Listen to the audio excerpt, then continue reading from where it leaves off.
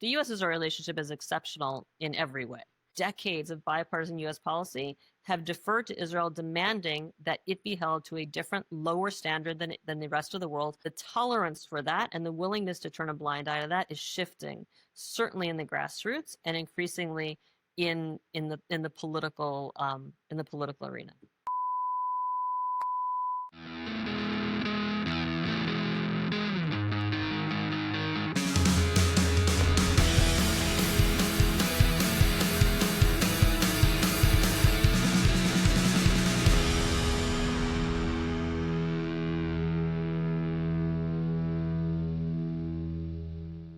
Hello, everyone. You are listening to Always at War, your favorite podcast, and probably the only one exists that attempts to answer the question, why is the United States always at war? We are brought to you by the Quincy Institute, a DC think tank dedicated to building a world where peace is the norm and war is the exception. I'm one of your hosts, Courtney Rawlings, here with Alex Jordan. Alex Jordan, how you doing? Hey there. I'm doing all right. How about yourself? Good, actually. Yeah. It's a gorgeous day. Actually, it's raining, but it's still a nice day. I'm happy it's fall, and I'm just really excited to welcome our digital overlords who are taking over TikTok, including Larry Ellison. Thank God. I am really tired of the tech industry not having any effect whatsoever on my daily sort of news and information environment. So I'm really looking forward to them finally. Did you? I mean, this has kind of gone viral, so you might have seen it. At least I saw it through vis-a-vis the Young Turks. But there's this clip of Larry Ellison talking about how we're all going to be on our best behavior. What? Because he's watching us. And it's truly nuts to see. And he's like, it's not just AI watching you. We're all watching you. And we're going to make sure you're on your best behavior now. Citizens will be on their best behavior, because we're constantly recording and reporting everything that's going on. Uh-oh. Yeah, yo. Uh-oh. Yeah, yo. That's who's buying TikTok. Wait, so that's the guy who owns the company that's buying TikTok, is that right? He is yes, so Larry Ellison owns, or is I think the second richest man in the world. He is a large part of Oracle. Oracle is being handed over a portion of TikTok. Last I checked, it was 15%, but that was weeks ago, and these things are changing constantly. Right, but they're the ones who are going to like oversee the U.S. algorithm or whatever. Yeah, he, most importantly for our purposes, he is also the largest. Correct me if I'm wrong, but I think he's the largest private donor to the IDF. And so the reason this is such an issue for people who have advocated for Palestinians writ large and have railed against the genocide is he's obviously going to try and silence that. And anyways, things are only getting worse, never better. Yikes, However, there is a quote-unquote ceasefire happening in Israel, which is what we are going to yeah.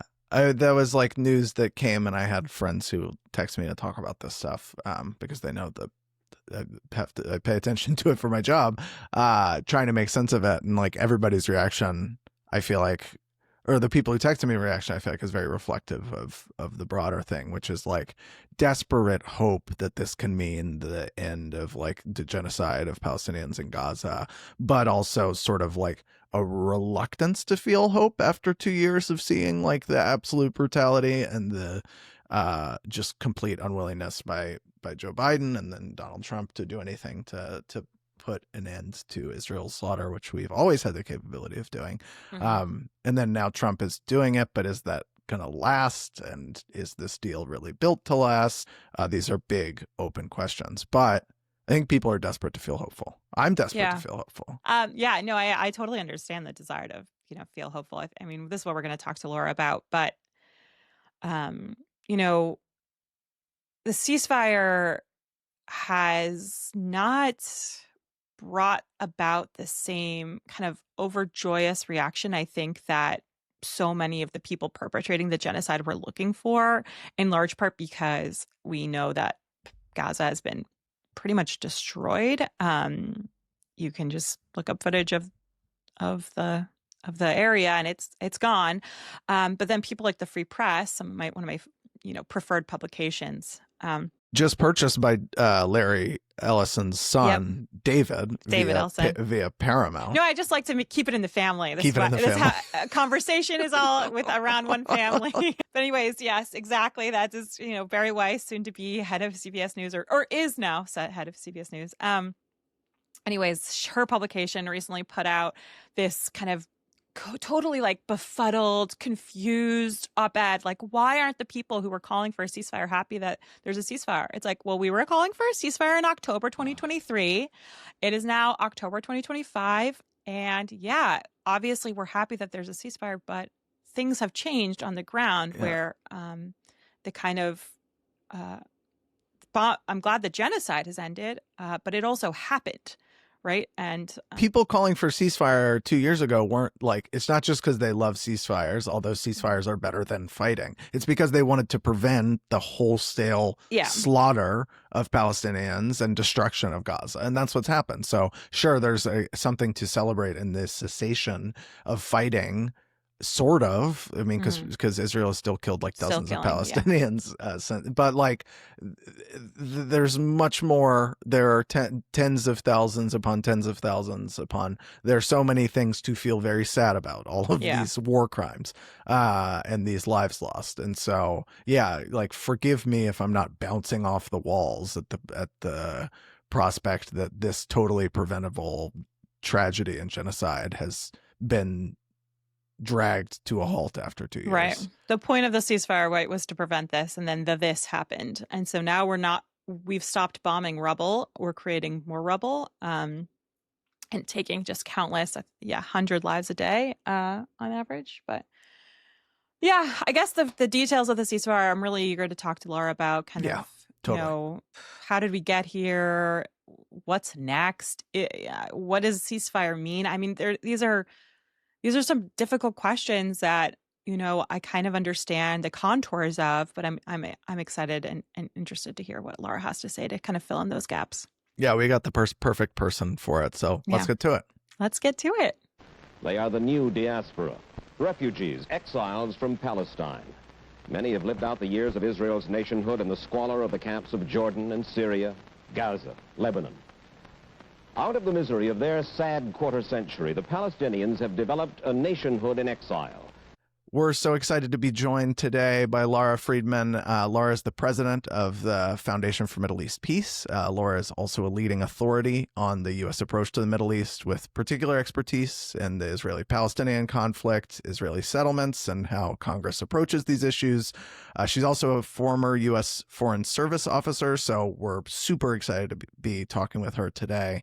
Welcome. Happy to be here. Thanks for having me. Obviously, news in the Middle East is changing fast and quickly, and right now it seems like for the better. Can you give us a little rundown of your reading of what's going on between Israel and Gaza and how you would diagnose the ceasefire as it stands? So I guess I would start out by actually challenging a little bit your question. The question of whether things are better, I think, is an open one. It is certainly better that we don't have active, the sort of bombing where you have, around 100 casualties a day in Gaza. It is wonderful that hostages have been released from Gaza. I mean, so that there is good news. The reality on the ground, though, I mean, this is a situation where if you are a Palestinian in Gaza, I mean, your life you're no longer perhaps worried about being bombed in the middle of the night in wherever you're living, but at this point, your future looks grim. The elements of a ceasefire that were supposed to serve you, every element of the quote-unquote ceasefire, except for not having the kind of bombing and shooting that was leading to 100 casualties a day, everything else has continued. We're still not seeing humanitarian aid getting in. We're still not seeing medical aid getting in. We're still not seeing journalists getting in. We are still seeing Palestinians killed every day, including, as we saw throughout the past 2 years, they're being killed by Israel for allegedly crossing invisible lines. We had a group of Palestinians who were killed, I think, yesterday. Israel alleges they broke the ceasefire by crossing the yellow line. People need to understand the yellow line is a line on an Israeli-held map. It's not a line on the ground. And the Israeli response for Palestinians who, under a quote-unquote ceasefire, are trying to return to see if their homes are left or if there's anything they can scavenge, or perhaps to see if they can dig out the remains of their family from the rubble, are being killed for crossing this alleged line. So we're not really in a ceasefire situation in terms of either ceasing fire entirely from the perspective of Palestinians, or in terms of the benefits, the immediate benefits that were supposed to come. And on top of that, the language that's been coming out of Israeli government officials since before the ceasefire, quote unquote, was finally achieved through the current moment is language that says we're not done. We're going to continue this. And we're going to use every pretext we have. I mean, the current pretext is that Hamas has not returned all of the bodies of the prisoners, the hostages who were largely killed by Israel during Israeli bombings, which is, it is true they haven't all been returned. And it's also true that Israel knew they were not going to be returned immediately because they have to be found. They have to be, dug up from under buildings when Israel has basically destroyed all of the equipment that allows Palestinians to remove rubble to try to find them. So this was a pretext that Israel knew about in advance that they were going to use to make this ceasefire not a ceasefire. And if we're looking for reasons to be hopeful, the one thing people have is, well, Trump is invested in the ceasefire, which makes this something different. He's not going to want to look like a fool. But the language coming out of Mr. Trump over the past couple of days seems to say that, he got a ceasefire. He still hopes to get a Nobel Peace Prize, but fundamentally he's going to probably, I think it's likely he will acquiesce to whatever framing Israel gives for why it has to do what it has to do. Right. Could I ask I guess maybe a bigger picture question that'll help us hopefully dig into some of the specifics here? Zooming out from the Israeli-Palestinian context, what makes a ceasefire work in the first place? It's a great question. And here I will go back to something that years ago, a gentleman named Nabil Fahmy, who at the time was the Egyptian ambassador to Washington, he went on to be the foreign minister. His father had been involved in the Camp David Accords. And he said, this is not a direct quote, but it stuck with me. And his answer for how you get a peace agreement that holds is it's based on a balance of interests, not a balance of power. Any agreement that is predicated on a balance of power, I have the power, I tell the other side what to do, they will accept it, is inherently unstable. An agreement that holds, and Camp David remains an example of an agreement that holds, is based on a balance of interests. Egypt had a lot less power in those negotiations, but the interests of both sides were in maintaining the agreement as it was. That has never, since Camp David, been the model used for any Middle East peace ceasefire that involves Israel, any agreements. And instead, what we've had, and there's a certain amount of, the Israeli approach on Gaza, which is the mowing the lawn until enough pressure is mustered by the world that we say we've done enough, we'll step back from the brink. I mean, it says, we will create so much misery that eventually you'll stop. That's not a balance of interests, right? Which is why everything starts up again. And if you see what's happening, for instance, in Lebanon, I mean, I think most Americans don't realize Israel has ostensibly had a ceasefire with Lebanon now for months, and they bomb Lebanon every week, sometimes every day. And that's not viewed by the world, which truly holds Israel to a different standard. That's never reported by any Western media, certainly not U.S. media, as ceasefire violations. There's no question if Hezbollah fired a single rocket, that would be called out as an absolutely unacceptable, brazen violation of a ceasefire, and it would be, right? But Israel going in and bombing and killing, they're killing killing Lebanese civilians, on a regular basis. They're destroying Lebanese infrastructure. They're not permitting Lebanese to farm their own land or rebuild in the south. I mean, this is a policy, and it's still considered a ceasefire. And there was new bombing in southern Lebanon just yesterday. I think, right? Yeah, absolutely. Yeah. There's a fuel depot. Before that, they were bombing. They bombed an area where they had all the equipment, like bulldozers and tractors and things. Basically, it appears they're trying to bomb anything that would permit Lebanese to rebuild in South Lebanon. What would be the hypothetical balance of interests if there isn't even as one in this ceasefire. Like, I think you can understand from the Palestinian perspective the benefit for the halting in bombing. Why is it in Israel's own interest, or is it in Israel's own interest in this deal to stick to the ceasefire? I mean, the challenge with Gaza is that it's not clear. It depends who you're asking. And for the Israeli perspective, what is the interest? Is the interest in having a stable, quote unquote, border? It's put in quotes because it's not a recognized border with Gaza. Is it having a stable border that would enable Palestinians to develop into a responsible two-state solution? Is it, I think the challenge right now for trying to answer that question, after October 7th, when Israel started its campaign in Gaza, I remember talking to, sort of DC blog type people, blob type people, the policy blob. And I kept hearing this talking point, which we've heard for years, which is there is no military solution. And Israel has to recognize there's no military solution. And my answer then is the same answer I have now, which is from the perspective of those who are holding power in Israel now, there is a military solution. They're carrying it out. The military solution is ending Palestinian Gaza. And they are on the cusp of achieving that. And this ceasefire, I think, is understood by many in the Israeli, with those in power in Israel, as just a step along the way, right? This is a temporary step.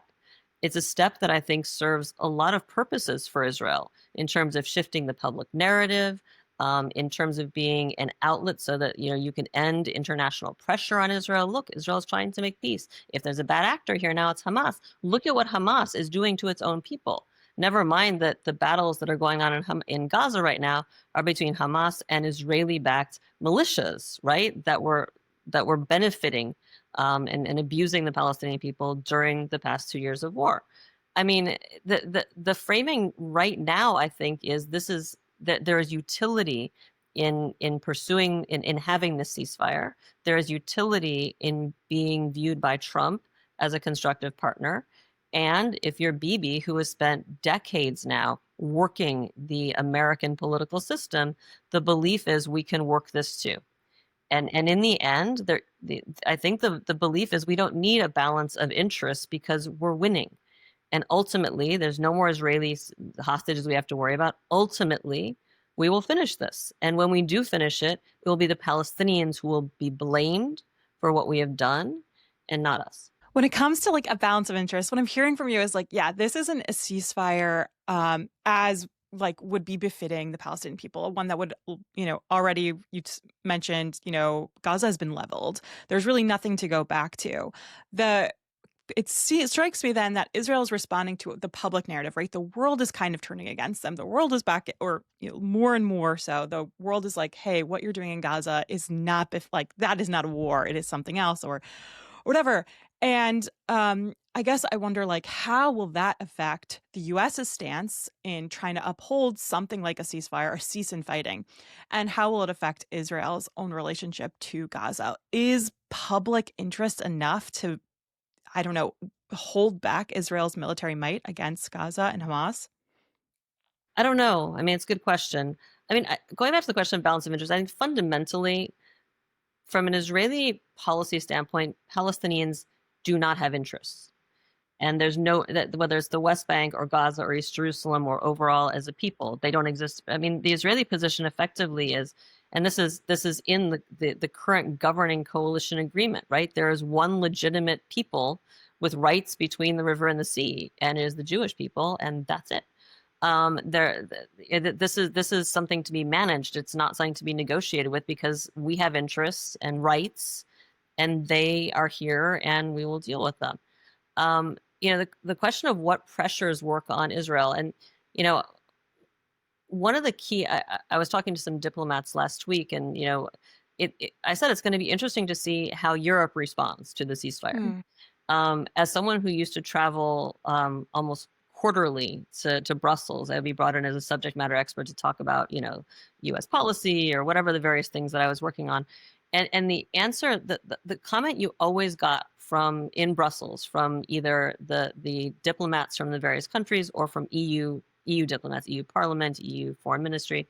Effectively, the answer was there's nothing we can do. U.S. has a monopoly on Middle East policy. We can try to like push here and there on the margins, but we have no agency. We can't do anything. It won't work. We're not going to. And I said, it's going to be interesting to see with this ceasefire, because what has been proven in the past 2 years is that Europe does have agency. Yeah. It finds its backbone. It does make a difference. And the question is, will, with the political cover now of a ceasefire, quote unquote ceasefire, will Europe now recede to what I would call, self-disempowerment? And we saw that immediately, like with Germany. Now is not the time to protest. And by the way, the most optimistic scenario the blob in DC can come up with for what goes forward is that we get through the next, 8 months or so, and then there's Israeli elections, and then a more quote unquote moderate Israeli government is brought in. But a more moderate Israeli government is not more moderate on the Palestinians. Let's be clear. That's not a particularly optimistic scenario all by itself. But we also know from experience that when a quote unquote more moderate Israeli government comes in, the entire narrative internationally is we can't pressure them. They're already so far out on a limb by trying to be more moderate domestically. Don't pressure them to do anything. And given that the more moderate government that might come in will just, on Palestinians, look a lot like the current government, it's hard to see where that goes. The question here is really what has been proven by the past 2 years is that international pressure matters. Pressure from European governments matters. Pressure from the grassroots matters. I think what we're starting to see, for the past 2 years, we've seen extraordinary efforts to quash free speech and protest in democratic countries, not just the US, but US and Europe. We have seen extraordinary efforts to delegitimize and criminalize free speech by asserting that protest and protest for Palestine ended up becoming sort of the entry point for saying protest against anything that is against the interests and views of a current government, that protest is a form of terrorism, right? I think we're going to start seeing that massively ramp up. And it was already ramping up to a very scary extent before a ceasefire. With a ceasefire, we're hearing this language now. People attacking, protesters saying, well, you were protesting for a ceasefire, now there is one. This proves that you're anti-Semitic. You didn't really want a ceasefire. It's not for nothing. The people who are celebrating this ceasefire are the same people who have been attacking anybody for 2 years who said ceasefire. They're celebrating because it's not really a ceasefire. And then they're attacking the people who the whole time have been saying we need to put pressure to actually have humanitarian aid, end the killing, get medical support in there, get journalists in there, all the things that are still not happening. Yeah. So that's going to get a lot worse.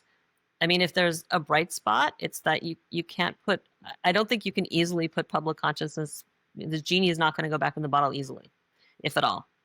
And that's going to affect US politics. It's going to affect politics around the world. And I think a friend of mine who's worked in public policy for years said it feels a little bit like there was a point, I think in the late 80s.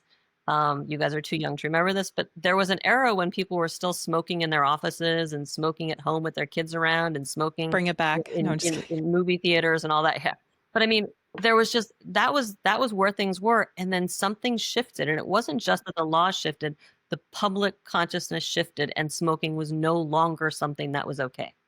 Yeah. And this person was suggesting that we have reached some sort of tectonic shift in public consciousness on Israel and Palestinian rights that is similar to that.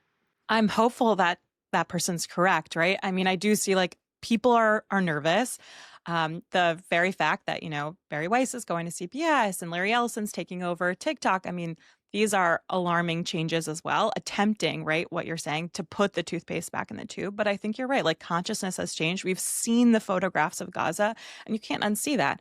I would also add, you can't unsee the videos that Israeli soldiers were posting.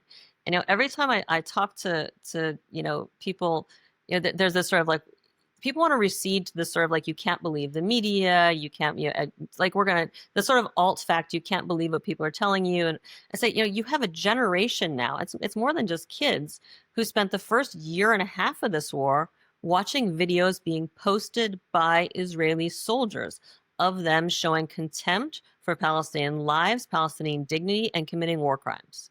That cannot be unseen. And that has been archived.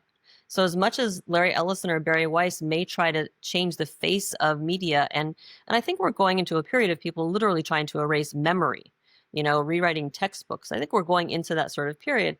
I think it's going to be difficult given that Palestine activists, probably more than any other group of activists in the world, understood this was always a threat and have been the number of archiving projects that sprung up over the past 2 years, I think are going to make it very, very difficult to disappear at these realities. Something that I've been thinking about, and I don't want to take us too far afield, but I have been thinking about this nonstop, which is how kind of the terrorist,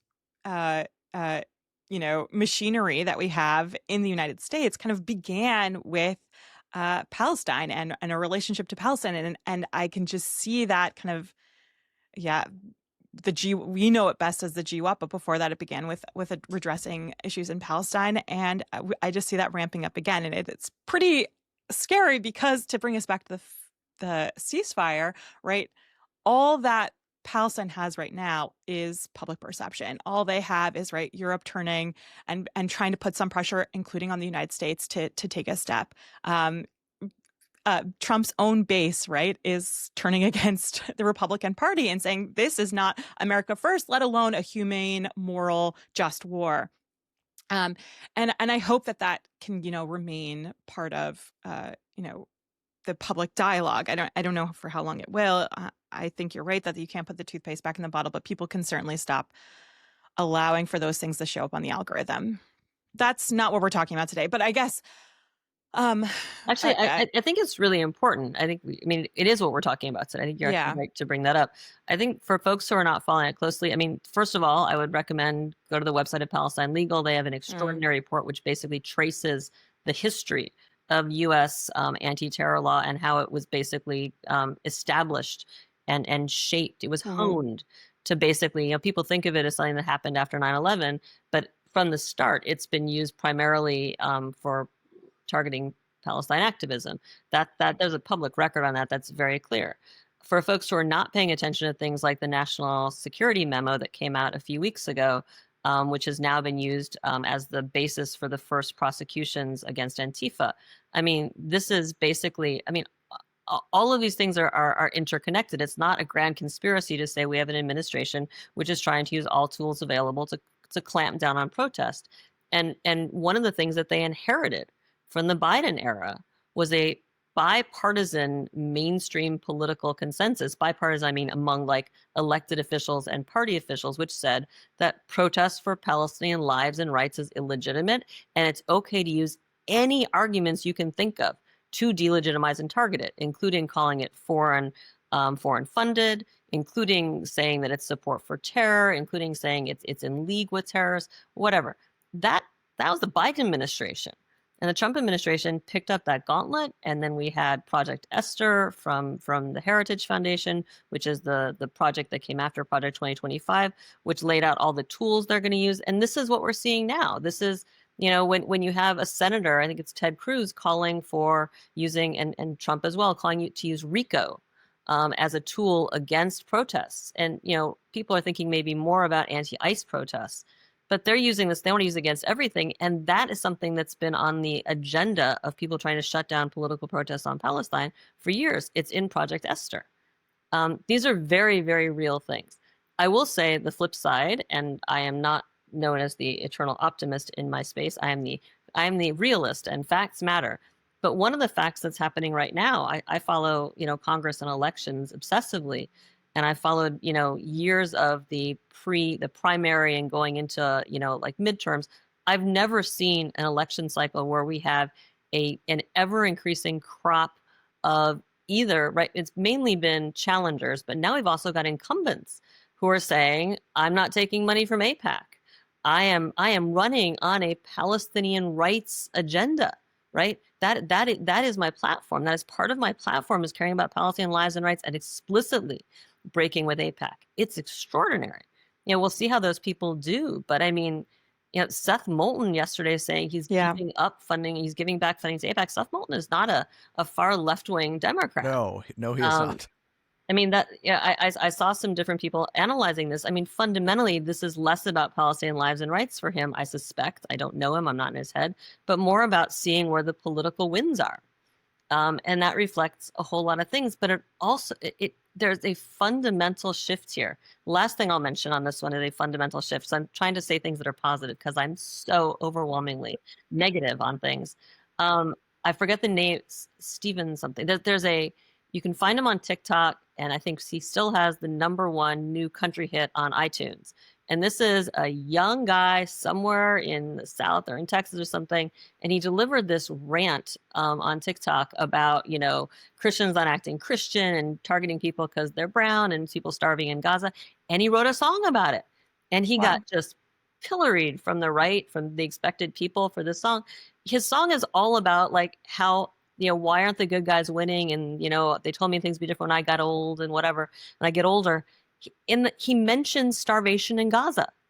He is part of a generation that recognizes that the wrongs in the world that he sees are interconnected. This is terrifying. This is why for so long people in the pro-Israel camp said, intersectionality is this dirty word. It is intersectional. And you have a non-partisan, sociologically diverse, heterogeneous population now for which that is undeniable. And 2 years of live stream genocide in Gaza have placed Palestine rights right in the center of that. Lara, I would never know that you were negative. That did give me a sense of some optimism. And I think you should listen to it. It's a good song. I'm going to. I'm normally like a TikTok addict, so I can't believe I've missed this. I was going to bring up the Seth Moulton point as well. I thought that was a huge, shift in like the wins. And even Trump's pushing for the ceasefire, right? Pushing for, I don't know what words to call it because I feel awkward calling it a ceasefire. I don't know what to call it, right? Because there is no home for Palestinians to go home to. But I find it difficult. I mean, the Trump piece of it, I have difficulty finding much optimism there. I think Trump is fundamentally a political animal. Yes, he's responding to seeing, maybe where things are in his base and the Marjorie Taylor Greens. And, I don't think he necessarily cares about Tom Massey that much. But I mean, yes, there is that. I think more than that, though, you're seeing what we saw with the Abraham Accords. He sees an opportunity, and this is a man who's very clear that he is beholden to people like what's Adelson. I mean, this is not a guy who's coming without an agenda. It's just not necessarily his agenda. But to the extent that his agenda is there, it's I'm going to do the things the people that I care about want, and I'm going to cast it as I am the great guy, I get my Nobel Prize. The Abraham Accords, if you guys remember back then, was cast as a great step forward for peace in the Middle East. I mean, the Abraham Accords, love it or hate it, this is a transactional set of agreements that have not delivered. I mean, how can they deliver peace? Israel wasn't at war with any of the countries with which it has the Abraham Accords. Abraham Accords was an effort to sideline the Palestinians. This is an effort to put normalization, to make normalization the engine of erasing Palestinian agency, Palestinian rights, Palestinian future. It didn't work entirely, but it made some headway. And I think we're hearing noises from people around Trump that they think where he is now with the quote unquote peace agreement that he got, I think is great. Erdogan and company felt relevant. And they are players obviously in the region, but this is fundamentally about normalization at the expense of Palestinians. It's not about actually achieving peace. Again, I think in all of these equations, the Palestinians have no legitimate rights or interests. They are an issue to be managed in a broader set of interests that matter. We talked a little bit about the elements of the initial ceasefire, but there were a lot of questions that were pushed into second phase, third phase, like Hamas's final status in Gaza, fundamentally broader questions about statehood are obviously not even really conceived of. What would be the structural reason when you're negotiating something to leave the thornier questions for phase 2? And what kind of momentum would be required to get to answering some of those questions? So in principle, the structural reason for leaving thornier questions to later on is that you get things going, they get momentum, you get popular support, and then it becomes easier to take the harder decisions in later phases. The challenge when you're talking, and I don't want to start extrapolating to other conflicts, but when you're dealing with Israel and the Palestinians, what we have seen since the Oslo era is Israel doesn't follow through with the subsequent stages. this is the whole issue, after the Oslo agreement. Are things supposed to happen simultaneously, or is it sequential? If it's sequential, Israel's always clear, nothing is simultaneous. We do all these things, and they do all these things, and then if we're satisfied, we may do the next stage. And then they don't. And Bibi is proud. He brags about having effectively used this process to destroy Oslo. He brags about this. I think the only difference here, if people have any hope of this being different, is that you have a extremely powerful and empowered president who has put himself behind this agreement. And that's what people are just sort of, if there's any hope at all, Trump, his ego will not let this fail. I don't actually believe that. I actually believe that Trump has a short attention span. And I also believe, what tells you that? I also believe, this is the whole belief people when they tell you things. I mean, Trump has been, he said something yesterday about if Hamas keeps killing people, we may have to go in there and kill them. This is not concern about Hamas violating the ceasefire. This is concern about what Hamas is doing in battles with the Israeli-backed militia, which is operating out of Israeli-controlled territory in Gaza. That's a wonderful Israeli talking point. It's lovely that Israel suddenly cares so much for the lives and safety and welfare of Palestinians in Gaza. It doesn't actually care about the welfare, safety, and lives of Palestinian civilians in Gaza. It cares about the welfare, safety, and lives of Palestinian militias, some of which are aligned with ISIS, that are working on their behalf. This starts to feel a lot like we're creating a new Southern Lebanon, a new SLA kind of situation. But if the idea is that, Oslo, the entire Oslo agreement was predicated on this constructive ambiguity. We get these big agreements, we get things rolling, and then mutual confidence, right? The CBMs, confidence building measures. But there are no confidence building measures possible when one side is seeing the entire process as a pretext to get to the next stage of what they want to do anyway. And I think that has been the Israeli history with these peace agreements. I'm sure there's people listening to this going to say, that's not true. Arafat did this and that. Yes, there's bad actions. Absolutely. There are many authors to failures of past peace agreements. But fundamentally, if Israel goes into each one of these, and Bibi is on the record making clear, he knows how to work America. He knows how to subvert these agreements. There's an audio file from years ago of him talking to settlers in the West Bank. He's in somebody's living room and someone recorded it. It's video and audio, bragging about having basically led the U.S. by the nose and destroying Oslo. Believe him. I'm interested in your perspective on the U.S. role in mediating conflict between Israel and Palestinians and more broadly its neighbors. I think it was Kissinger that originally was created this perception that the U.S. had this essential role, that it had to be the peacemaker. And that's certainly a premise that Trump is operating on now and negotiating this latest agreement. But each round of U.S.-involved negotiations going back to the 70s seems to have done not a lot to address Palestinians' long-term needs and interests and self-determination. And because of that role, each round seemingly just sort of reinforces this status quo of occupation and then eventually sort of a conflict fomented into another war. So do you think that the U.S. role in Israeli-Palestinian negotiations towards peace is an essential thing? Could there be an alternative where the U.S. is not this linchpin role that is arming one side of the conflict and then also declaring itself like the kingmaker in the peace process? It's a great question. I mean, essential is not an objective statement, right? It's how the U.S. is treated, how it's. I mean, there's no sort of, there's no law of nature here of who is essential and who isn't.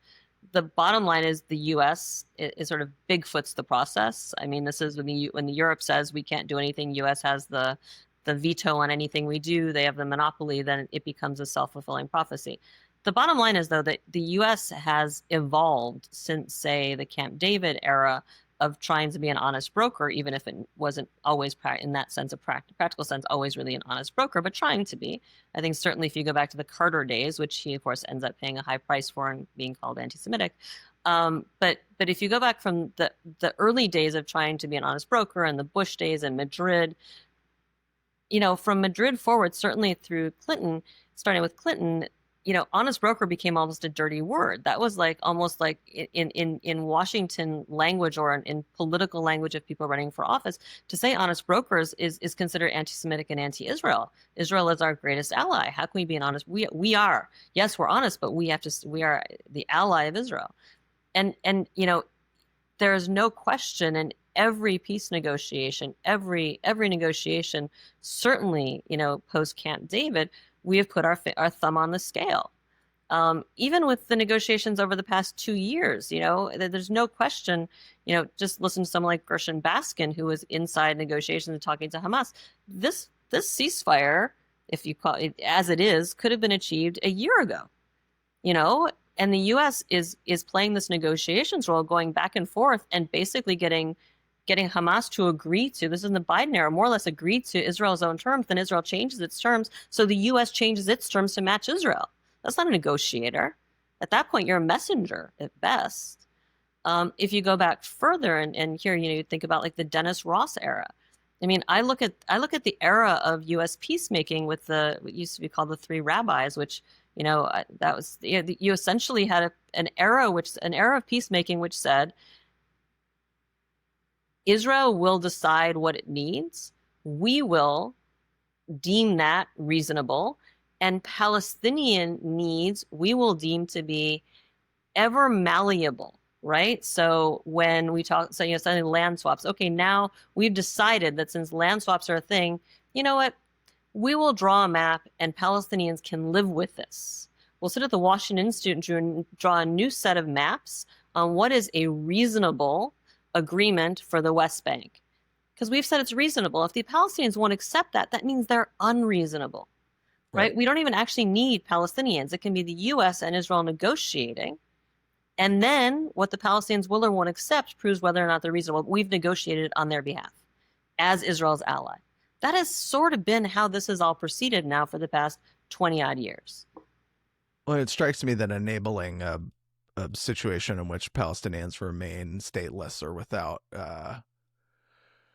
without like consensus political authority makes it easier to cast whatever outcome as legitimate for who we hold out as the Palestinian leadership, or like, and then when we have Palestinian leadership we like, think of the Salam Fayyad era, we will work to systematically discredit them in the eyes of their own people.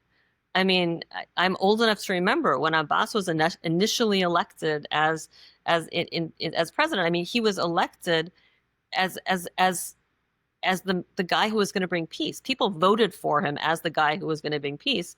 And then the U.S. responded and Congress responded by basically doing everything they could to disempower him. Congress passed new legislation and new conditions on aid in relation to the Palestinians. Those weren't about Arafat. Those were against Abbas. That was back when he had legitimacy. Had just been elected. There's been opportunities along the way, and each time there seems to be a real opportunity, unless there is Israeli buy-in, and there never is, the U.S. policy seems to be to enable that Israeli effort to disempower the Palestinians. And here we are. And fundamentally, this is not something that's going to change. I don't know so much if it's whether the U.S. is essential, or whether the question is it essential there be someone else besides the U.S.? At this point, the way this is moving forward after the ceasefire, the argument seems to be the U.S. is essential. We'll bring in some other parties, kind of Madrid style. The one party that's not essential are the Palestinians. And that should be really, it is a reversion to a pre-Madrid kind of, the Palestinians are at best hapless, feckless, useless, and at worst they are bad actors. But in any case, they are not permitted, maybe for their own good, to have any agency in their own, over their lives or in their own future. That's one of the achievements of the ceasefire. I saw these maps coming out of Israel. This was a few weeks ago now, of an Israel-Palestine state. Palestine, or Gaza had a little fence around it, but it was ostensibly a kind of two-state solution, right? This was coming out of Israel, so far as I remember. Please, if I'm wrong, you can't hold me to this. But I saw a map, okay, and it looked like a two-state solution, something that had really fallen out of popular discourse leading up to October 7th. But all of a sudden, there's this huge resurgence. Even Israel's talking about something like this. I don't think they call it a two-state solution, but there was this map, right? And I'm confused as to why this resurgence is happening. Not because I don't think the Palestinians should have a state and have statehood, but because it had fallen out of favor. People had called it kind of like a dead idea. It didn't work. It hasn't worked. And yet now here we are again talking about something that didn't work, hasn't worked. I guess I want your feedback on what you think could make such an idea viable. I wonder why it's back in the popular parlance, and this is an impossible question, but what would be an alternative, right? So I'm curious who produced the map that you saw. First of all, it's certainly not the Israeli government. Bibi is still clear that a Palestinian state is a no-go, and he's never been on board with the two-state solution in any serious way. His government is not on board in the two-state solution. But you're right; we're hearing more and more language about it again. I will give you my very honest and cynical answer, which is the two-state solution, while it has never been anywhere near being achieved, it has served its purpose, which is it essentially pushes away discussion of what's actually happening on the ground. For years, I would talk to people about settlements. They're like, don't worry about these details. When we get to the solution, this will all be resolved. Israel's going to be able to keep this area. So stop harping about Israel, building in this area. I mean, these are serious policy people who are saying, don't worry about the massive expansion in settlements over, during Obama and Biden eras, because those areas will ultimately be kept by Israel by agreement in a two-state solution. When you're like, what are you talking about? Fine. Essentially what you're saying is international law doesn't matter. No rules matter. And Israel can do as many faits accompli on the ground as it wants, because from your perspective, what the Palestinians will accept, going back to what I said before, is infinitely malleable. And if they won't accept it, when they're finally offered a two-state solution, whatever we decide it should look like, then they're the problem and no one can blame Israel. That's what that is. The resurgence of talk about two-state solution after 2 years of the eradication of Gaza. The idea of a two-state solution that includes any part of Gaza, when Gaza at this point is uninhabitable, it was clear on October 8th that this is where it would go. Now, It was worrying on October 8th that it would go there. I don't remember the date that Israel did its first major displacement south in Gaza, but at that point, when they were displacing hundreds, thousands of people, I think it was crystal clear where this goes. Mm-hmm. The one piece of that I got wrong in my prediction is I predicted we'd end up with a rump population on the Egypt-Israel border. Egypt-Gaza border. I should have thought about the fact that borders are too important. It just never occurred to me that they would move the entire rump population to effectively the beach. And we're going into another winter of people living with no resources on the beach. But now we don't have to think about them because technically the genocide is over and we have a ceasefire. But when you shift to talking about two states, now we can put all of that aside. That's for these crunchy, lefty humanitarian aid workers to worry about. These are technical details. The fact that we have, millions of people without health care, injured, homeless, orphaned, 2 years of no education, all those things, which, by the way, from an Israeli perspective, are all resolvable. Just move them out somewhere else. And then Gaza's not a problem. But we're now going to refocus, and let's be clear, this is very much in the lane of, the liberal Zionist arguments, which are trying to find a way to square the circle between an Israeli governments, and now an Israeli body politic, which overwhelmingly has zero interest in Palestinian lives and Palestinian rights and Palestinian future. That include, except for the tiny, tiny bit that is left of the Israeli left, the Israeli mainstream left is, Yair Lapid and company, who really are pretty close to where Bibi is when it comes to Palestinians. So talking about the two-state solution, as we've seen in Washington for years from groups in the center and center-right, it's a very effective way of saying, there is a solution. The Palestinians are the problem. We just get to the political track, which is impossible, and it's not implementable, and we're going to also do nothing. I said for years, you can talk about two states, but if you're not doing everything on the ground now to stop what Israel is doing, then your hypocrisy is self-explanatory, right? It's right there. Yeah. If you're not, whatever your hope is, if you're not fighting for Palestinian lives and rights now, any language you give at all about your hopes for the future is cover for not caring. And we see through that.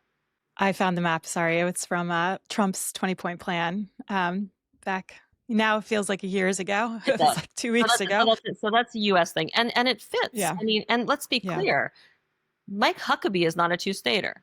David Friedman is not a two-stater. Adelson is not a two-stater. The people that are closest to him are not two-staters.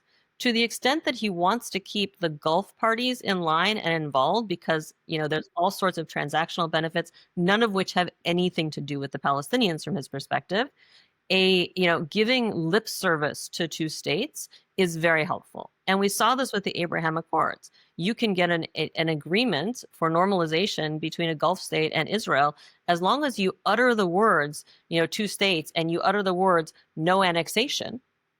Yeah. And then it doesn't matter that Israel is literally carrying out ethnic cleansing in the West Bank every day for the past 2 years without anyone paying attention. And the Gulf states that agreed to the Abraham Accords are not walking away from that. And those are the same Gulf states that had, settlers, wineries come and visit, and they're selling settler products in their countries. I mean, there's a lot of political theater here. Yeah. I don't know anyone right now who's talking about two states where and I know people who still believe in their hearts that this is the least worst. It is the least worst solution. It is still, compared to everything out there, it's still possible. Fine. And people who I think that they're saying that with integrity and they want to fight for it. But realistically, while the situation in Gaza looks the way it does today, and Israel's bombing Lebanon, and Israel's basically annexed part of Syria, and it's still bombing Yemen, all of this is happening, and you're saying, don't pay attention to all that. We need to get back to negotiations as soon as we can find a Palestinian we're willing to talk to, which isn't anyone who touches Hamas. And by the way, we're not going to let Barghouti out of jail ever. And Abbas is feckless and useless, so why should we even talk to him? Yeah, did Barghouti not get released? Like, wasn't that on the demand sheet? He did not. It was a demand. It was let go. I mean, Hamas let go of a lot of demands because they wanted to stop the immediate genocide. And, I think they have their own pressures. And Right. I mean, again, they've been ready to make this deal for over a year. Obviously, members of Congress, particularly Democrats who may not have been two-staters beforehand, are sort of throwing support behind the two-state solution, seemingly cynically, without a lot of reason to believe that that's a possibility that will emerge. Do you see a similarity between the way that the two-state has become a way to show that you're broadly supportive of a better picture in Israel-Palestine with these recent, mostly European governments, I think Canada as well, acknowledging or recognizing Palestinian statehood without any sort of force of law or effect behind it? I wrote about this at some point years ago. You get to that point where you're I can't write this again. I wrote this 10 years ago. Just read it. Please don't make me write this again. Update the dates. There's been this phenomenon in Washington of people who do not want to spend political capital on Israel-related issues, wrapping themselves in what I would call the warm cloak of support for the two-state solution. Associating themselves with J Street. This is even pre-J Street. This is I have a set of talking points. Don't push me beyond that. Don't ask me to say anything else. It's sort of the group of Democrats who, over the past 2 years, have been unwilling to ever recognize that, pre-October 7th, everything wasn't hunky-dory and perfect and that was blown up by Hamas. Things were bad before. It was one of the worst years for deaths of Palestinians in at least a decade, I think. They don't want to recognize that. They don't want to recognize that Israel's committing war crimes. They don't want to use the word genocide, but they are comfortable talking about the imperative to get humanitarian aid in.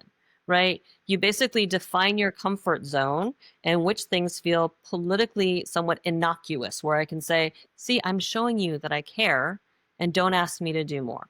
Two-state solution, language around two-state solution has always been that. And the right has exploited that. I mean, AIPAC came out as a major, major voice in favor of two states when it can be used to basically demonize the Palestinians, demonize Palestine activism, demonize the very right to do things like boycott or call for divestment or call for sanctions, all three of which are the gold standard nonviolent protest tools for any other context, including used by Israelis. But when it comes to anything with Israel, not legitimate. So, I mean, that's always been the case. in terms of the whole recognition question, I mean, I have mixed feelings, and here I would really say you should talk to Palestinians. The Palestinian push for recognition dates back years, and it really is, it's tied to the idea that with recognition comes legal requirements, right? It's like joining the UN. There are legal requirements that come with that. You know, one of the challenges of the moment we're in, there has been a theory of change for decades which said if we can just draw enough attention to Israel's illegal practices towards Palestinians, if we can just bring these cases before International Court of Justice, ICC, if we create this predicament for the international community, then someone will have to do something. There will have to be brakes put on what Israel does. And I think, you know, for me, as someone having watched this in Congress for years, my analysis always was, well, that may be true, but if you do, Congress will just legislate against it. They'll legislate. We've had legislation for years, you know, going back to the 80s with the UN. You know, we'll effectively cut off funding to the UN if it ever does anything for the Palestinians, and that was triggered, and UNESCO still isn't funded. You know, but I think we hit that point in these past 2 years, and you know, the question is, does international law matter at all? If you recognize Palestine as a state, does that now put obligations on you in terms of how you must defend the rights of Palestinians in Palestine under international law? I mean, so far, it doesn't mean that. So far, it has been a totally symbolic, I've made this statement, don't ask me to do more. Could it mean more? I don't know. But as we've seen with the sanctioning of 3 Palestinian human rights groups for engaging the ICC, the response of the U.S. administration with support of Congress is to treat efforts to use international law effectively as a form of terrorism. I want everyone to know those who wish to destroy Israel, and they're growing in number, the more you do to harm this state, the more America will do to protect this state. Because if Israel falls, we're next. In what ways is the U.S.-Israel relationship exceptional? Or is it more like demonstrative of the broader reflexes and trends in U.S. foreign policy, like using a junior partner to balance against an adversary like Iran, or centering interest on massive arms sales, or seeing U.S. foreign policy skewed by like influence from foreign governments? The U.S.-Israel relationship is exceptional in every way. You can find analogs to specific elements. There are other issues where you have an incredibly well-organized domestic diaspora that has interest that exerts, you know, power. Look at Cuba, or you know, back in the day when I used to go on the Hill years ago for appropriations meetings before you could watch them on C-SPAN. You know, it was the Israel people, AIPAC and company. You had Armenia, Azerbaijan, and you had the Cuba folks. We were always the first in line together. The groups of those are the key issues. I mean, that's reality. So in that case, you know, not entirely exceptional, except that perhaps in this case you have a diaspora that is so much better organized. I mean, I used to have people coming to me when I was doing speaking and saying, you know, well, AIPAC this, AIPAC that. I'm like, well, AIPAC's not doing anything illegal. They're just doing it really, really well. I mean, if you have issues with this, then really what you have issues with is the effect of lobbies. It's not specifically AIPAC. I mean, AIPAC's not wrong in that. What they're doing is not illegal. The question of whether or not there's a FARA element is a broader question that other people can look at. But there's other things that are exceptional. No country gets the level of unconditional aid that Israel gets, ever. I mean, there have been moments of greater aid post-Iraq war. You can find countries. All of that is highly, highly conditioned. It is, no country gets a chunk of that aid where for years they've been able to spend it as cash on their own arms industry, right? So all of the people arguing, oh, well, aid to Israel is really aid to the U.S. and we actually should be thanking Israel for taking our money. This was always a surreal question. I'm like, you do realize that under the MOU, and I think that MOU ends next year, Israel's always taken, you know, there's a huge portion of that they can spend domestically as cash on their own. It doesn't even come to U.S. industry. But then there's a real question of, do we really want $3.1 billion a year of U.S. taxpayer funding subsidizing the U.S. arms industry when it could be subsidizing farmers or something else? I mean, there's real questions here. The fact, here's another one, the U.S. relationship at the UN. You know, I wrote it the one time I've ever had an op-ed in the New York Times. This was during the Obama era. When Obama was elected the first time, there was this very sticky argument that got made that he was going to be the first president ever to betray Israel at the UN Security Council. And we all used that for years. People talked about that for years. And at some point, I'm like, that just doesn't sound right. I'm sure we voted against Israel at the UN Security Council before. So I did this like massive data dive, pulled together these tables and just data upon data. It's the most boring op-ed in the world, but it was, for the New York Times, it was interesting. And they titled it, Israel's like unrecognized protector, Obama or something.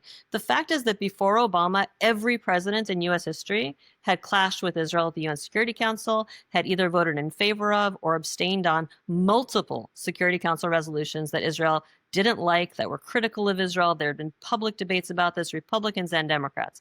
Obama was the first president in US history who did not allow a single UN Security Council resolution disliked by Israel through until that very last one that he let through just before he came out of office. And there's not been any since then, right? That is not normal, right? It is not normal. Our interests are not indistinguishable from Israel. But we've now got a political system, and again, this is politics, small p, US more than anything else, which says if you do not support Israel 100%, you can have, this is the Biden thing, there will be no criticism in public. There's no other US relationship where the president says we cannot criticize you in private. There's no US relationship where you could see the level of deference you have from presidents when you have an Israeli government that systematically, year after year, on them and on their priorities and on what they're saying publicly. And it's fine. You drive the West Bank settlement bulldozer over Obama over and over. There's no consequences. That is exceptional. It is exceptional. What is changing now, though, right now at that exceptionality, at the very least, we are seeing changes in Congress that were unimaginable. The growing radioactivity of AIPAC, unimaginable. The shift that is bipartisan in the grassroots, when you've got not just the Marjorie Taylor Greenes of the world saying, wait a minute, why are we giving all this money and we can't fund the farmers? And she's as mad at us giving money to Argentina as she is about Israel. I mean, the reframing which says, for years, defenders of Israel would say, it's not fair, it's anti-Semitic, you're trying to hold Israel to a higher standard. I would argue that decades of bipartisan U.S. policy have deferred to Israel demanding that it be held to a different, lower standard than the rest of the world on everything. And I think that the tolerance for that and the willingness to turn a blind eye to that is shifting, certainly in the grassroots and increasingly in the political arena. We always end with a final question, which is about U.S.'s constant engagement in warfare, or funding thereof. I guess we want to know why you think the U.S. tends to keep its fingers across the globe. We can focus on Israel, Palestine, or whatever you think. What are your thoughts on U.S.'s constant entanglement in wars abroad? I wish I had a really, really pithy answer for you. I don't.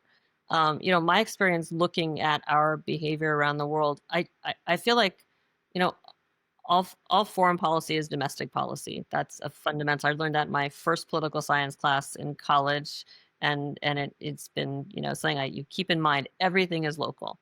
If you look at the various, war entanglements we've had across certainly my lifetime, that is true. I think there's also just not a clear understanding in the American body politic of what U.S. interests are. This is something that I think someone like Marjorie Taylor Greene is shedding a lot of light on. We've talked for years, hard power, soft power. I don't think people really understand, the value of either of them or the purpose of either of them. And there are those who, at this point, I think would be very happy to recede into an almost, foreign policy autarky. We'll just, do our own thing, support our own people, which is not a realistic option either. But, the sort of haphazard jumping in and stirring the pot. I mean, this goes back to before any of us were born, and the battle between democracy and communism and these simplistic framings that want to treat, we are the good guys, they are the bad guys, and not really observe our own behavior, which is why when bad things happen to Americans, people are like, how could they do us? We're the good guys. And it's like, well, I get that you think that, but that's not how everyone sees us. The shock of 9/11. I don't know, but I also think that's not a uniquely American question. I think the reason this feels uniquely American is that America has uniquely, or been one of the countries that's had the ability to project power that way. We've had the wealth, we've had the military might, and we have a political system that even before Trump had concentrated power so much in executive that it was possible. Does that continue to get worse? Does that change going forward? I don't know. But I think this is part of the human condition. And I don't think there's a simple solution. I have to say, obviously your line of work is very negative. That's really rarely good news, but I think you sewed it in really well with some really positive talking points. And I guess that's just history playing out. So I'm hopeful that you can become more positive, I guess, in your new universe. I don't believe in positive, negative. I believe in realist. Yeah. So at the point when reality shifts, I am more than happy to say this is good news. Yeah. I would love to be someone celebrating where we are today. I am someone who is looking at my feed on X, which is just an unending series of pictures of desiccated, tortured bodies. Yeah. They're being returned by Israel to Palestinians with no names. They're all getting genetic testing. It's people showing up, going through piles of remains, trying to find their children. There's something so dehumanizing and so surreal about this. And as a Jewish American raised with the consciousness of the Holocaust, it's just, there's something shocking to me that level of dehumanization isn't challenged. Lara, this conversation has been incredibly elucidating. I feel like you gave a lot of language to stuff I knew kind of nascently or had a feeling of, and you put it out really clearly. So we're really thankful for that. Thanks so much, Lara. Where can our audience find you? You can find me on X at Lara Friedman DC. You can find me on our website, www.fmep.org. But I got to say, the most important thing you can find on our website is our podcast series, not to compete with your own. But people really do need to be hearing more Palestinian voices. We have a lot of voices, but a lot of them are Palestinian. Check out Occupied Thoughts podcast, listen to Hilary Rantisi, listen to Ahmed Moore, our fellows. Listen to Peter Beinart and the folks he's talking to. There are not enough Palestinian voices, and the lack of Palestinian agency at this point, I think, is the thing that most has to be challenged. Thank you so much, Lara. Fantastic. Thank you.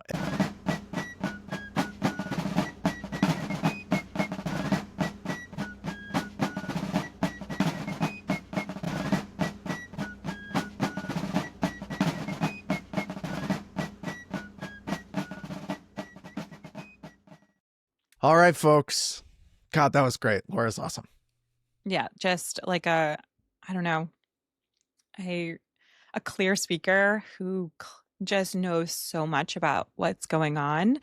And I feel, I got a lot of my questions answered, although I have hundreds of thousands more. So luckily you have a podcast that you can use to continue to explore things that you find interesting. It's actually how I force people to talk to me. I live in Seattle. I don't have any friends, but I do have podcast guests. Okay, it's not funny when you say it because you have friends. It's funny when I say it because it's sad. True. On that note, if you want to learn more about Courtney and I's work and our sad lives, you should make sure to follow the sponsor of this beautiful podcast, the Quincy Institute, at Quincy INST. We're on Twitter, Instagram, TikTok, and of course YouTube, where hopefully some of you guys are tuning in right now. And if you are tuning in on YouTube right now, please like and subscribe to our show. Leave comments about what you thought of this episode, stuff you want us to cover next, what you agree with, what you disagree with. If you're listening to us on one of the podcast apps, make sure to leave a 5-star rating and a review. Helps people discover the show. You should go to quincyinst.org to learn more about what the Quincy Institute is doing to build a world where peace is the norm and war is the exception. And last but not least, you can follow Courtney and I on Twitter. For myself at AlexJordanATL, and for Courtney at CK Rawlings. Have a great day. Peace. Peace.